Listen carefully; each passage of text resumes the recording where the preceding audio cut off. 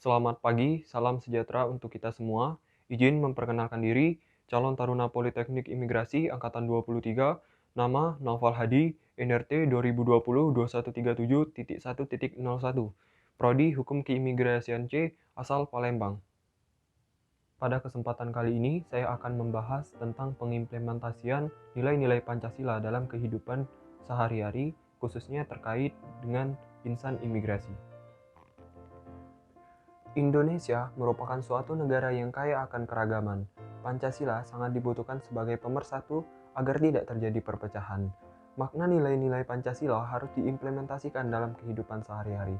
Setiap sila mengandung makna yang berbeda-beda. Oleh karena itu, mari kita simak.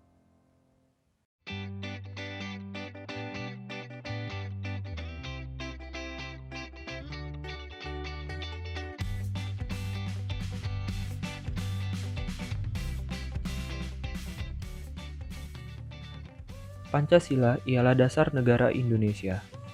Sebagai dasar negara, sangat penting Pancasila untuk diterapkan dalam kehidupan sehari-hari.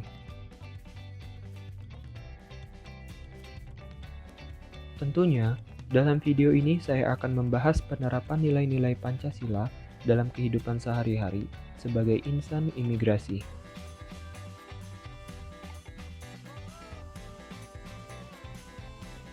Penerapan nilai-nilai Pancasila yang akan saya jelaskan meliputi 5 poin, sesuai dengan isi Pancasila itu sendiri yang mengandung kelima sila. Sila pertama, yaitu ketuhanan yang Maha Esa, yang dilambangkan dengan bintang tunggal berwarna emas. Sila kedua, yaitu kemanusiaan yang adil dan beradab, yang dilambangkan dengan rantai. Sila ketiga, yaitu persatuan Indonesia, yang dilambangkan dengan pohon beringin. Sila keempat, yaitu kerakyatan yang dipimpin oleh hikmat kebijaksanaan dalam permusyawaratan perwakilan, yang dilambangkan dengan kepala banteng. Dan sila kelima, yaitu keadilan sosial bagi seluruh rakyat Indonesia, yang dilambangkan dengan padi dan kapas. Adapun penerapan nilai Pancasila sebagai insan imigrasi sebagai berikut. Yang pertama, ketuhanan yang Maha Esa.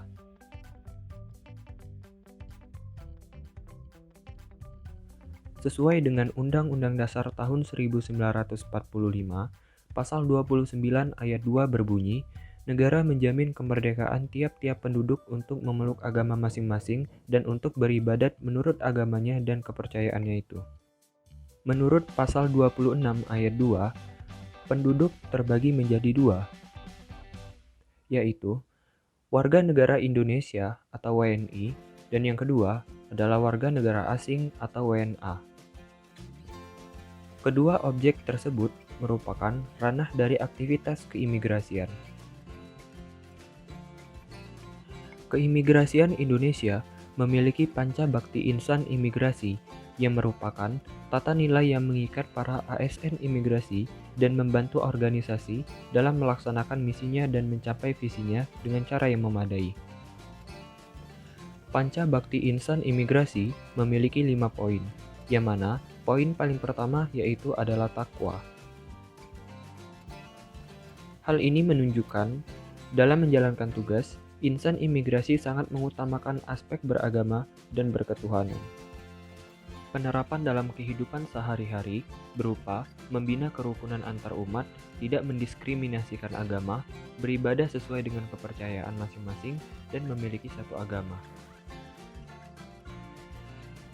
Selanjutnya, kemanusiaan yang adil dan beradab. Keimigrasian memiliki 4 fungsi. Yang pertama, pelayanan keimigrasian. Yang kedua, penegakan hukum. Yang ketiga, keamanan negara. Dan yang keempat, fasilitator pembangunan kesejahteraan masyarakat. Dalam menjalankan keempat fungsi tadi, keimigrasian memberlakukan penindakan bagi pelanggar undang-undang keimigrasian. Tentunya, keimigrasian melakukan penindakan, pelayanan maupun penegakan hukum dengan mengutamakan peri kemanusiaan tanpa menggunakan kekerasan. Kemudian, insan imigrasi selalu menjalankan penindakan secara adil, objektif, transparan, dan netral sesuai dengan kode etik pegawai imigrasi. Insan imigrasi dalam menjalankan tugas berpedoman pada Undang-Undang Nomor 6 Tahun 2011. Pada pasal 89 ayat 2, bagian B menyebutkan, kerjasama teknis dan pelatihan dengan negara lain meliputi perlakuan yang berdasarkan pri kemanusiaan terhadap korban, dan seterusnya. Kata kunci di sini adalah pri kemanusiaan. Sebagai catatan, di dalam unit pelayanan teknis keimigrasian, adanya rumah detensi imigrasi atau Rudenim. Rudenim menjalankan fungsi keimigrasian sebagai tempat penampungan sementara bagi orang asing yang melanggar undang-undang imigrasi. Walaupun disebut sebagai pelanggar, insan imigrasi di Rudenim tetap memperlakukan pelanggar dengan sangat manusiawi. Tidak hanya di Rudenim saja, tetapi di seluruh unit pelaksanaan teknis yang tersebar. Pengamalan sila kedua dalam kehidupan sehari-hari dapat berupa saling tolong-menolong, mengakui setiap orang memiliki hak yang sama, tidak semena-mena kepada orang lain, memberikan bantuan kepada orang yang terkena musibah.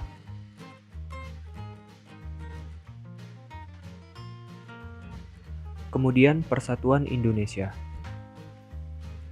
Di dalam Undang-Undang Nomor 6 Tahun 2011, Pasal 1 Ayat 1 menyebutkan, keimigrasian adalah hal ikhwal lalu lintas orang yang masuk atau keluar wilayah Indonesia, serta pengawasannya dalam rangka menjaga tegaknya kedaulatan negara. Wilayah Indonesia memiliki daerah yang sangat luas, meliputi daratan seluas 2,01 juta kilometer persegi, lautan seluas 2,55 juta kilometer persegi, dan zona ekonomi eksklusif seluas 3,25 juta kilometer persegi. Setiap insan imigrasi memiliki kesiapan bertugas di mana saja dan kapan saja, baik di seluruh wilayah Indonesia dari Sabang sampai Merauke maupun atase imigrasi di luar Indonesia. Hal ini sebagai upaya yang dilakukan insan imigrasi dalam rangka memperkuat keamanan dari hal yang mengancam persatuan dan kesatuan bangsa.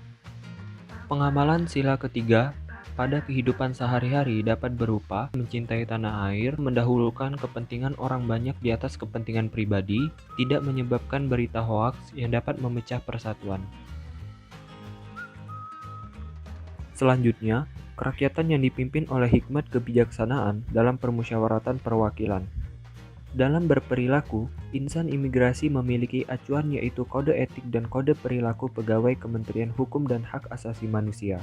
Kode etik ini juga mewajibkan pegawai untuk selalu mengutamakan musyawarah dalam mengambil suatu penyelesaian.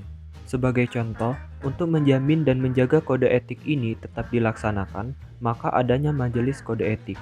Majelis Kode Etik bertugas menegakkan kode etik. Keanggotaan dari Majelis Kode Etik ditentukan secara musyawarah mufakat. Kemudian, dalam pengambilan keputusan pun Majelis Kode Etik menentukan secara musyawarah. Contoh eksternalnya, seringkali petugas imigrasi melakukan pemeriksaan ke perusahaan yang mempekerjakan orang asing. Hal ini acapkali sering terjadi pergesekan kepentingan antara keimigrasian dan perusahaan. Untuk mengatasi hal tersebut, insan imigrasi selalu mengedepankan musyawarah dalam menyelesaikan masalah. Musyawarah yang dilakukan agar terjalin kesepakatan yang dapat memperlancar kepentingan dari kedua belah pihak. Pengamalan sila keempat dalam kehidupan sehari-hari dapat berupa mengutamakan musyawarah untuk menyelesaikan masalah, ikut memberikan suara pada saat pemilu, berani memberikan kritik dan saran, tidak memaksakan pendapatnya kepada orang lain. Yang terakhir adalah keadilan sosial bagi seluruh rakyat Indonesia. Sesuai dengan Kode Etik Pegawai Imigrasi, insan imigrasi selalu menjalankan tugas dengan prinsip keadilan serta objektif. Insan imigrasi juga tidak bersikap diskriminatif dalam menjalankan kewenangan dan memberikan hak yang sama terhadap masyarakat.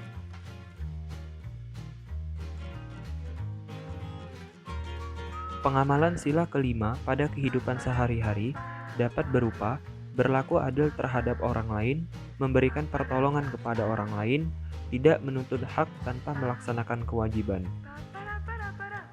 Terima kasih sudah menonton. Sekian dari saya, semoga bermanfaat.